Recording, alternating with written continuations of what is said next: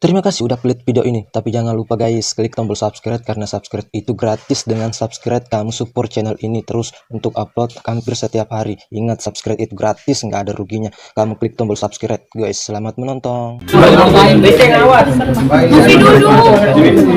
Oke. Aduh ya Allah. Boleh bentar ya. Bentar ya. Bro, bisa dikit bro.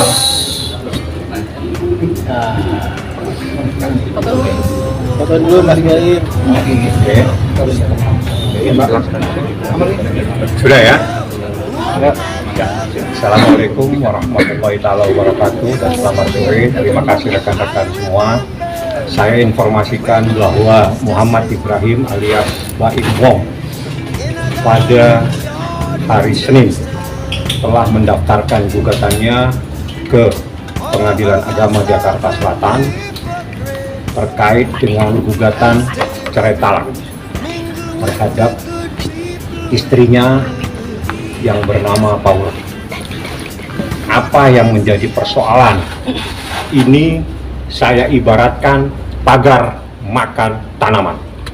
Itu dia punya judul cerita. Jadi bagaimana, seperti apa kejadiannya, karena ini sesuatu yang cukup pribadi, biar yang bersangkutan yang menjelaskan.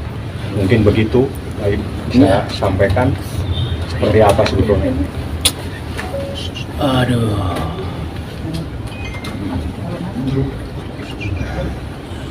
Saya sebenarnya nggak nyangka ya, maksudnya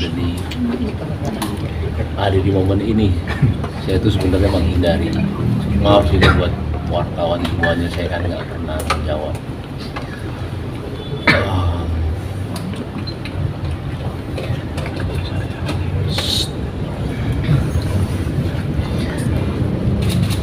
Sebenarnya posisi saya itu sulit.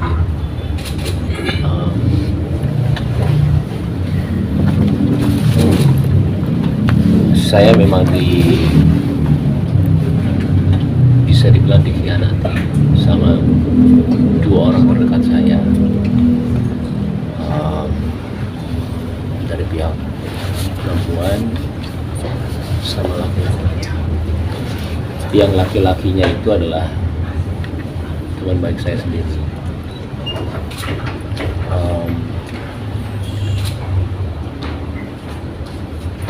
Sebenarnya hari pas kejadian itu, hari pertama saya itu sudah memaafkan, tapi pakai caranya saya lah ya. Dan saya nggak nyangkanya ketika saya mengetahui ada telepon laki-laki itu diganti sama pihak wanita dengan nama laki-laki. Ya kalian semua juga laki-laki ya. Ketika ada di posisi itu, berat sekali untuk memaafkan. Karena maaf, saya tidak tahu mereka itu ngapain. Saya juga tidak mau suzon, cuman dari rantai semua itu, karena ini sudah 1 tahun ketidakjujuran itu ada. Saya sendiri juga kadang-kadang suka nggak percaya, jangankan kalian, saya juga nggak percaya apa yang terjadi sama saya. Karena saya selama ini cuman menahan semuanya selama 1 tahun. Saya karena anak saya.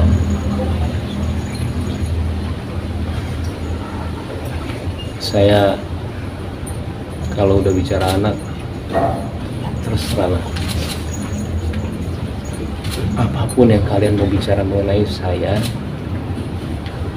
nggak ada masalah sama sekali. Saya tahan semuanya selama berita itu ada ya. Mau saya dibilang pelit, mau saya dibilang beda-beda dia sama orang lain, mau apapun itu saya nggak apa-apa. Saya cuma mikirin anak saya doang. Saya nggak mau mereka itu tahu masalah ini.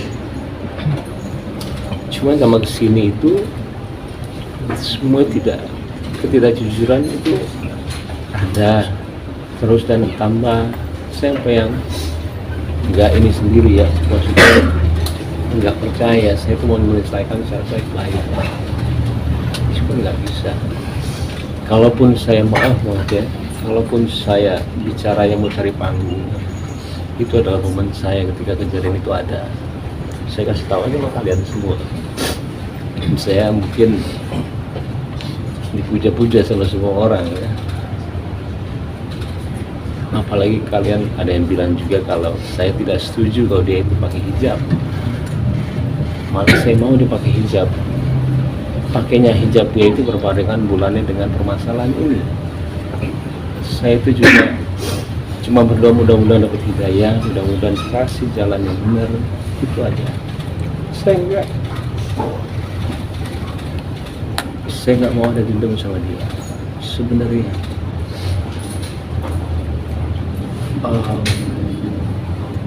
Apalagi dibilang, saya jujur selama hidup saya itu baru dibilang pelit sampai satu orang, itu istri saya sendiri.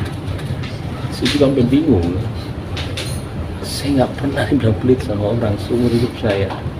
Kalau saya pelit, bagaimana mungkin saya menafkahi keluarga dia? Tanggungannya itu ada di saya. Adiknya kita pekerjakan di sini. Adiknya satu lagi juga saya menyiasati untuk buat YouTube tanpa saya mengambil uangnya sama sekali. Saya lebih kayak memberikan, ayo berarti orang tuanya pun tiap bulan saya kasih melebihi dengan orang tua saya. Kalau kalian mau tahu semua di sini, uang saya itu masuk perusahaan, tapi uangnya Paula itu punya dia. Saya nggak ambil satu rupiah pun uang dia. Saya digaji dari perusahaan, Paula juga, tanpa saya kasih tahu kalian jumlahnya berapa, dan tidak sedikit.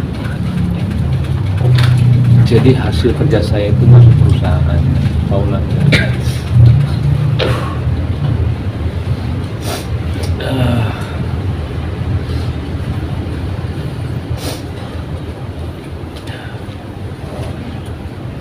Dan sebenarnya saya juga bingung ketika pembicaraan, maaf banget, harta gonong gini itu ada sebelum kita perceraian.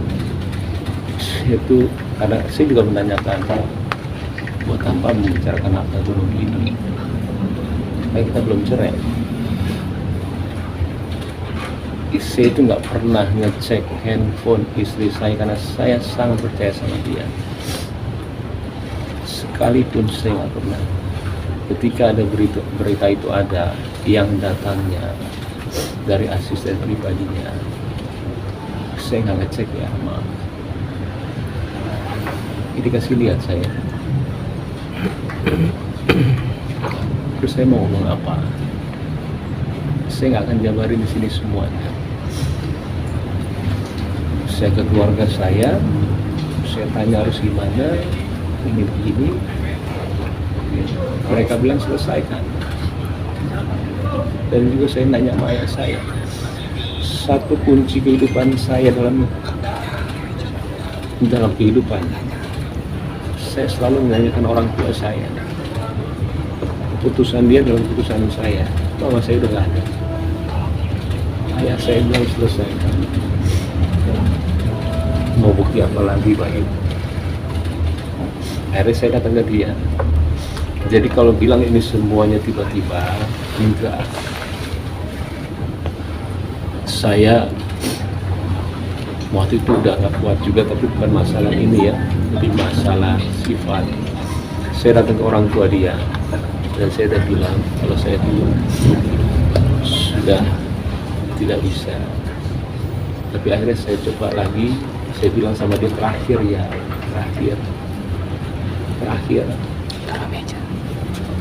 ya setelah terakhir itu tiba-tiba ya begini. Sekali lagi,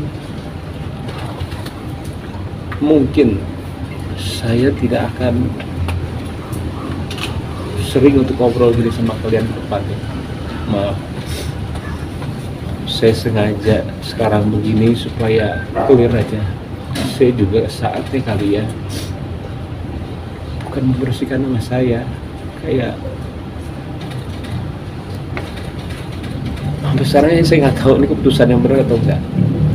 Karena kan saya harus bilang kalau memang ada ketidakjujuran itu. Cuman saya minta maaf sama wartawan. Saya juga tahu pekerjaan kalian. Pokoknya saya nggak mau dibaca. Saya kasihan sama anak saya.